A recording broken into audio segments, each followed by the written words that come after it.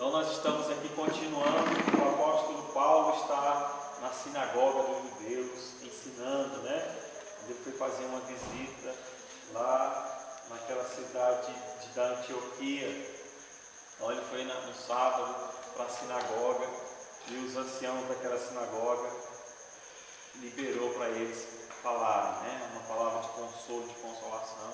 Então nós vimos que o apóstolo Paulo tinha uma pregação para falar, sempre.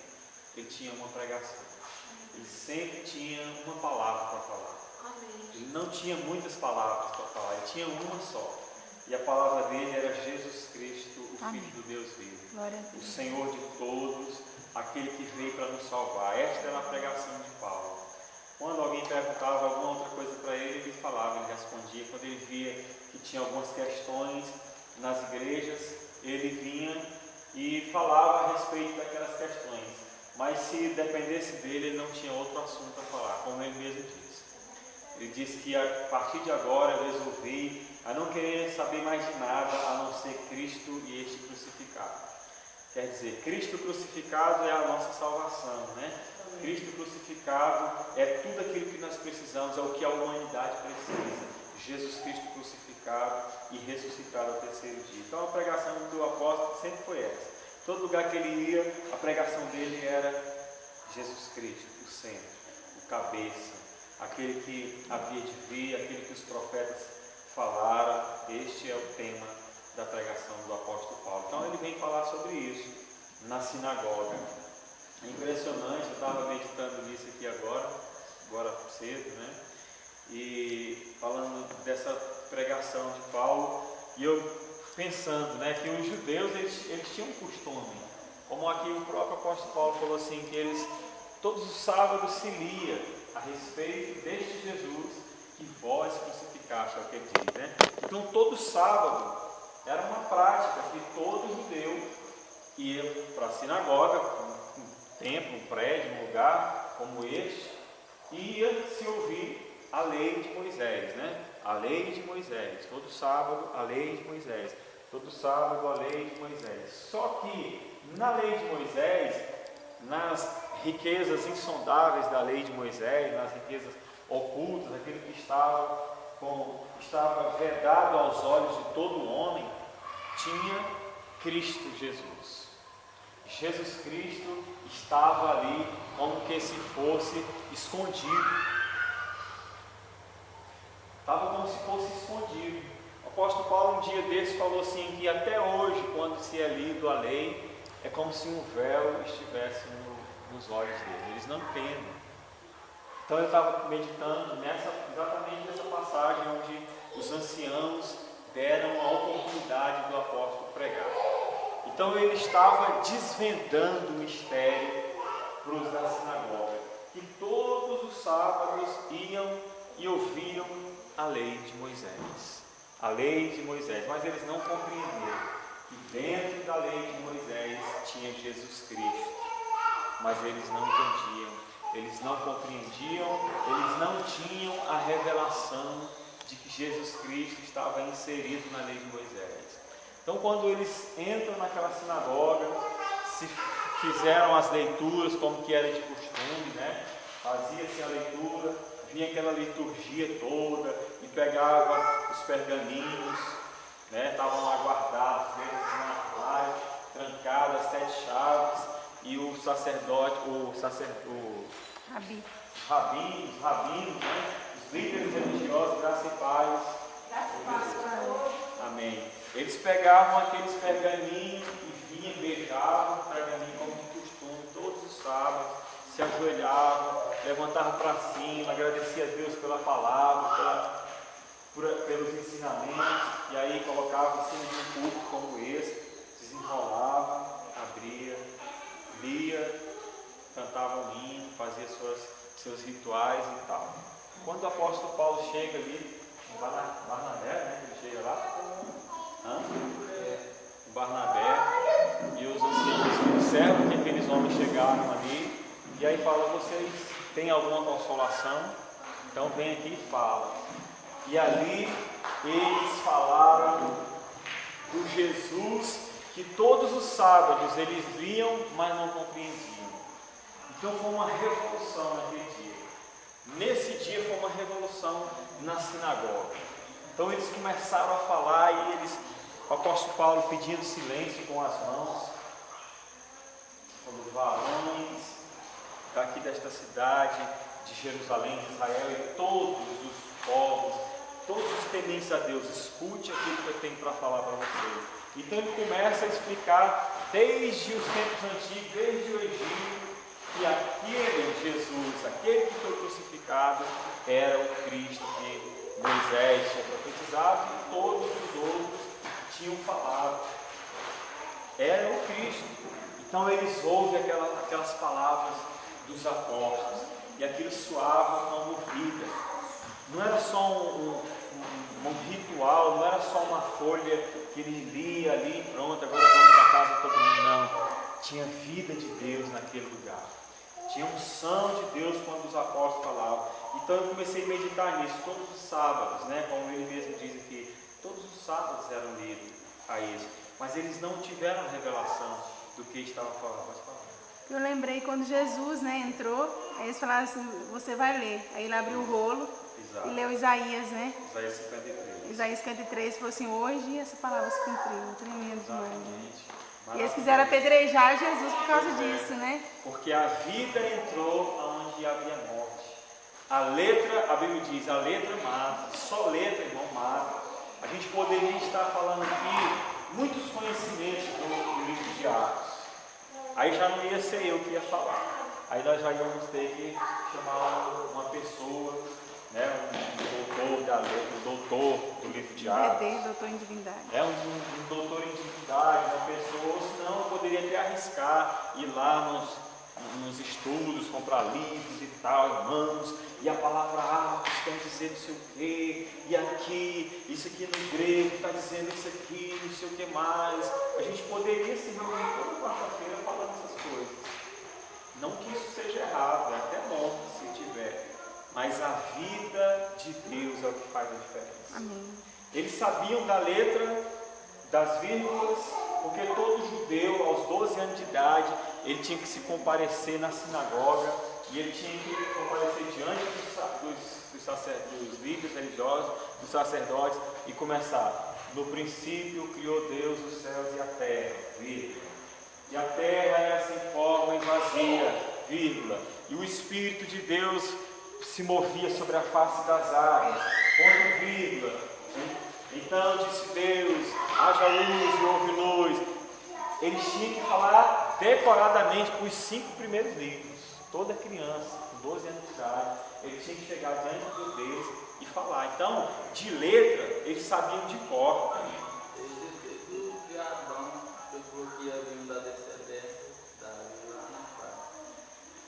Justamente isso não é eles acreditar na letra, mas eles já tinham crucificado Jesus. Eles iam ter que assumir que eles mataram Jesus. É o que pesava mais para eles. Exatamente. É mais preferido para eles ficar cegos e não se condenar a si próprio. Não, o outro vai vir ainda. Não era esse, não.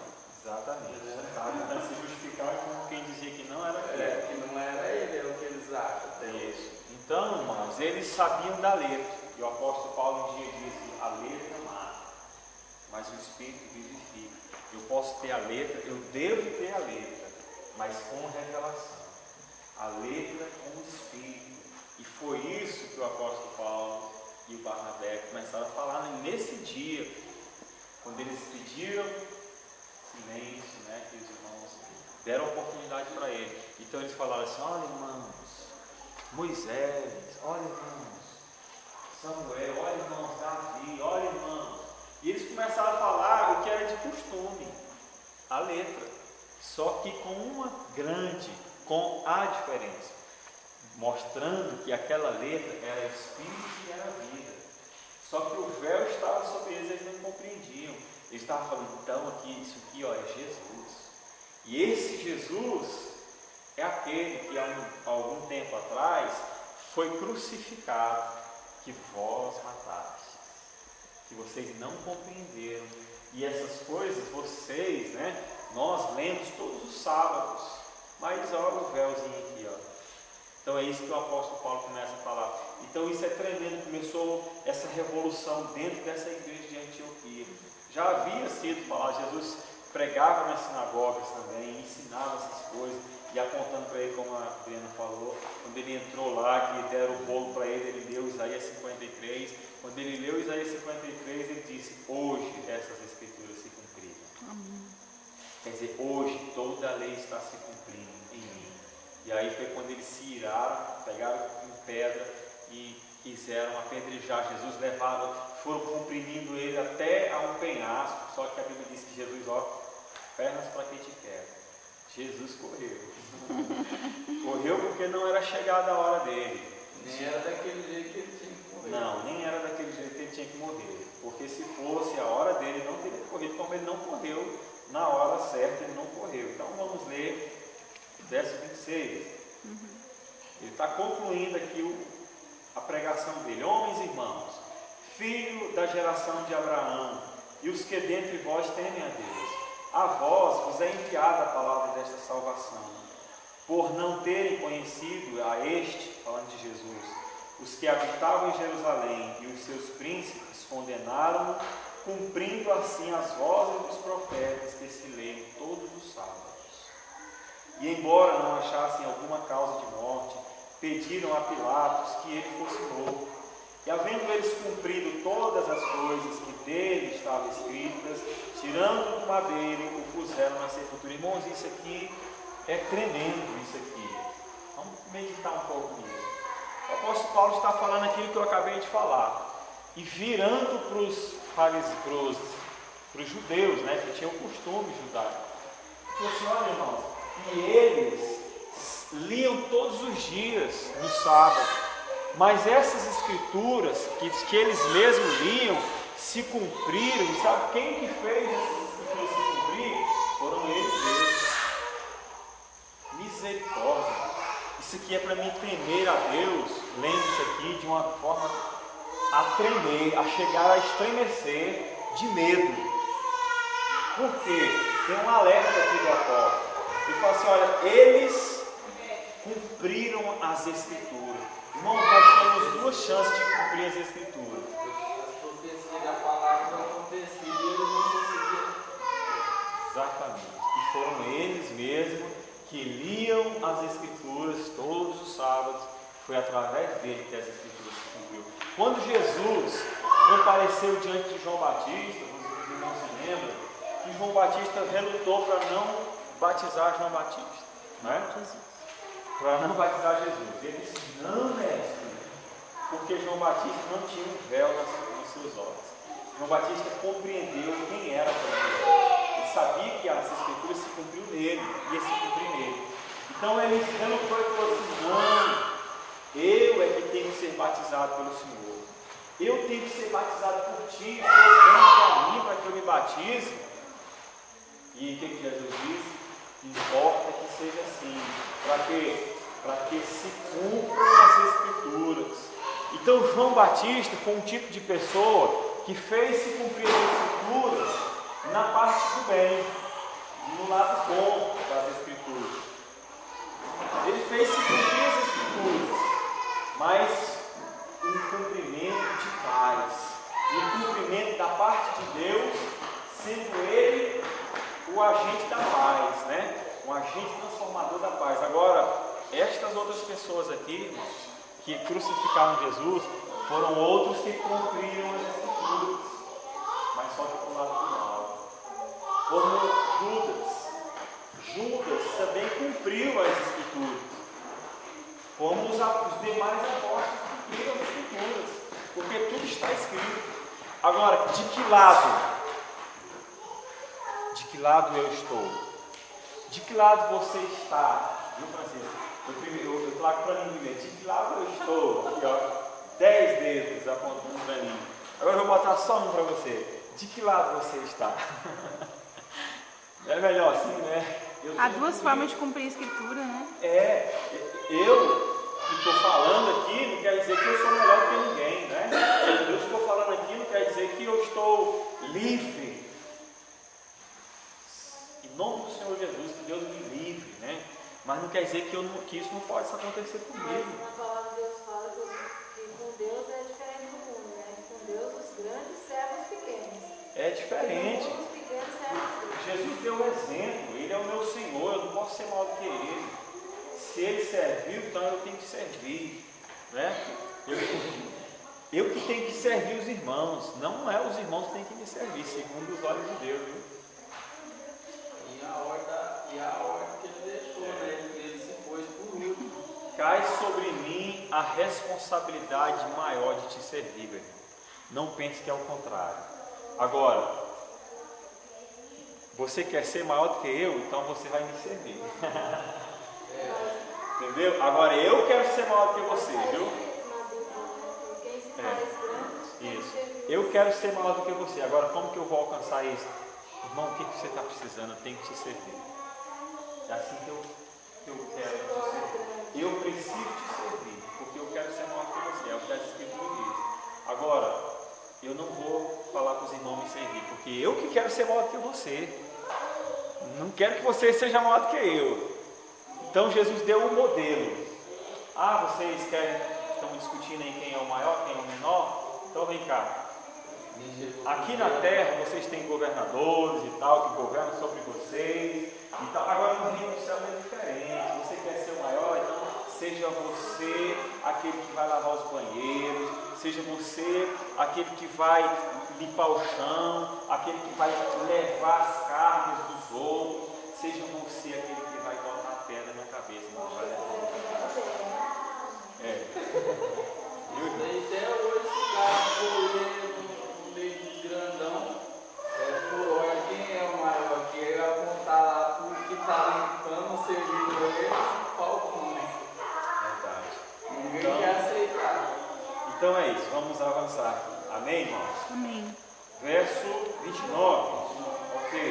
E havendo eles cumprido todas as coisas que dele estavam escritas, tirando do madeiro, puseram na sepultura. Até aí houve um cumprimento de uma profecia.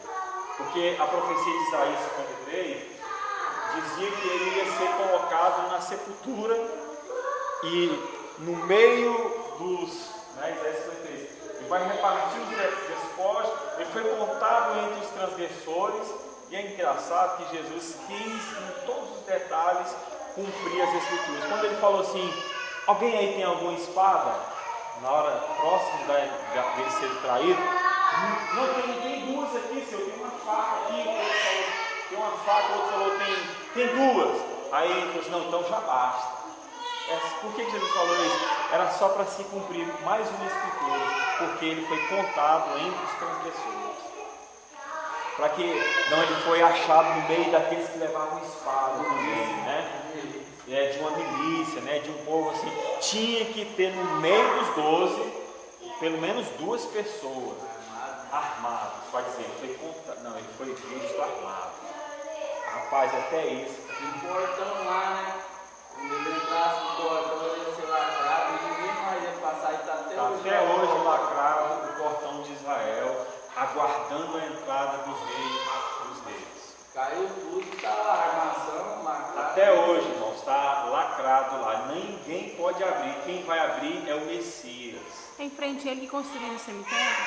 Lá em frente tem um cemitério construído. Quando ele passar por aquele portão, mas na segunda volta, ele vai passar por aquele portão e aqueles que estiverem naquele cemitério vão se levantar por mim.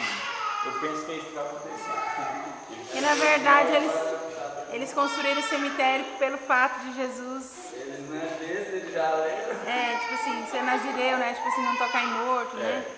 Para impedir a entrada dele. É uma coisa usada. Então, existem Vai voltar primeiro, né? Porque ele fala que vai os mortos e ressuscitar primeiro. Exatamente.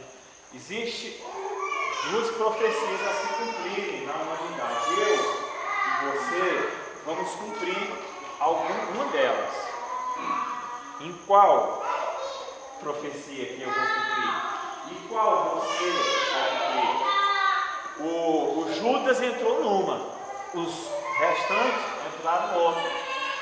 E aqui o apóstolo Paulo está falando de que os líderes religiosos cumpriram as Escrituras, assim como Pilatos e tal. Mas e nós? Qual profecia que você vai cumprir? Eu digo qual que você vai cumprir. Você vai ser arrebatado. Amém. Em nome do Senhor Jesus. Aleluia. Ao ressoar da última trombeta, você vai sumir. Porque Jesus vai te arrebatar. Mas no caso dessas pessoas, misericórdia. Eles cumpriram as Escrituras para a perdição deles.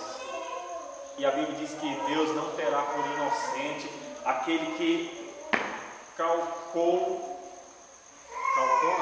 pisou, entendeu a palavra?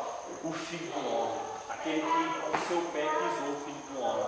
Por causa de Jesus disse, mas ai daquele quem está traindo o Filho do Homem. Ai daquele que a profecia se cumpre de forma negativa. Nós vamos cumprir de forma positiva para o reino de Deus, em nome do Senhor Jesus. Verso 30. Mas Deus o ressuscitou dentre os mortos. E ele por muitos dias foi visto pelos que subiram com ele da Galiléia a Jerusalém, e são suas testemunhas para com o povo. E eu estava meditando também nesse versículo. Mas ele foi visto por aqueles que estiveram com ele. Irmãos, vou ler de novo. Verso 31. E ele por muitos dias foi visto pelos que subiram com ele. E ele por muitos dias foi visto pelos que subiram com ele. Sabe a quem que Deus vai se revelar? Aquele que está muito com ele. E ele foi visto muitos dias por aqueles que estiveram com ele. E não foi pelo restante do povo. Não, ele foi visto por aqueles que velaram com ele, por aqueles que buscavam ele. Quando a palavra diz, eu fui achado por um povo que não me procurava, e me fiz revelar por aqueles que não me buscavam, isso está falando da misericórdia de Deus. Mas estes aqui não buscavam e não procuravam por ele. E Jesus se revelou para ele. Mas Jesus foi visto depois da sua ressurreição por uma média de 500 pessoas, né? Se eu não me engano, 500 pessoas. Por 40 dias Jesus esteve ensinando, falando de muitas coisas, de futuro, de passado, de profecia. Para quem que Jesus estava se revelando? Para aqueles que estiveram com ele. E viram subir, né? E viram, tiveram esse privilégio, esse prazer de, imagina você estar aqui vendo ele. E aí depois veio um A anjo. palavra dele foi, não sei se foi aquela obrigado de ter me alimentado, de visitar a cadeia. Ele vai falar isso ainda. Esse é isso que ele vai falar. Isso é uma profecia que ele disse que vai acontecer ainda no futuro, né? Quando Jesus vier da sua glória, ele vai dizer isso aí. Mas as últimas palavras dele é ficar em Jerusalém, né? Até que vocês sejam revestidos do alto. Aí o anjo vem e fala assim, por que vocês estão olhando para cima? Porque este mesmo que vocês viram subir, do mesmo modo ele vai descer. No Monte das Oliveiras, a profecia diz que ele vai descer e vai estabelecer o seu reino. E nós vamos reinar com ele durante 1000 anos. A profecia que vai se cumprir é sobre aquela guerra lá do Holocausto, preparado para essa guerra da profecia. Vai ser lá. A grande batalha, a última batalha final, a guerra do Armagedon. Então eu fiquei pensando nisso. Senhor, o Senhor se revelou, ele foi visto por essas pessoas que estavam com ele. Nós estamos com ele, temos buscado o Senhor. Então irmãos, eu já falei isso e vou voltar a repetir. Nós temos vivido dias aqui nesse ministério, né? Dias de muita unção de Deus, de muita graça de Deus, de muita vida de Deus, de muito prazer na presença de Deus, muita satisfação. Temos ouvido a voz de Deus, temos visto sinais, temos visto palavras proféticas a nosso respeito. Por quê? Porque nós temos estado com Ele, temos buscado o Senhor, temos gerado isso em oração. Então o que eu vejo é que Deus se faz revelar para essas pessoas. Não é porque nós somos bonzinhos, não, foi Ele mesmo que colocou isso no nosso coração, essa disposição para buscar a sua presença. Ele falou assim, vou colocar no coração deste povo para me buscar, aí eu vou me revelar para ele. Não é porque nós assim, nossa, nós estamos buscando a Deus, nós somos bonzinhos e tal. Não é isso não, nós somos maus, precisamos do perdão e da misericórdia de Deus. Aí Ele vai e nos atiça o coração para buscar. Por quê? Porque Ele quer se revelar e Ele vai se revelar como Ele se revelou para essas pessoas antes de ter subido. E Ele, por muitos dias, foi visto pelos que subiram com Ele da Galiléia a Jerusalém, e são suas testemunhas para com o povo. E nós somos testemunhas de Deus, somos testemunhas de Jesus para com todos os povos. Aonde nós formos, né, Francisco? Eu estava contando hoje lá da sua viagem lá, da sua mãe, né, que falou, desde aquele dia não vivi mais, né? Quer dizer, é testemunha aonde for. Aonde você for, você é testemunha viva, testemunha ambulante, nem que você não abra sua boca, só as suas atitudes, as suas práticas vão ser testemunhas. Testemunha às vezes fala mais do que a palavra, porque a palavra todo mundo está cheio dela. Diz um ditado aí no meio evangélico que um testemunho vale mais do que 1000 pregações. Um testemunho. Hoje, a vontade de Jesus está até voltar, porque o milagre aconteceu, só que agora está acontecendo muito mais. Amém. No meio de famílias incrédulas, acontece de pessoas que dadas como morta e vai estar viva, desenganadas pelo médico, pessoas que ninguém conseguiu converter, o próprio Deus foi lá e fez a conversão. Entendeu? Então está muito forte. Eu vi um testemunho de um cara muçulmano lá da Arábia falando que Jesus apareceu para ele. Porque para um muçulmano se converter tem que ser assim. Jesus apareceu para ele e pregou para ele. Aí ele se converteu.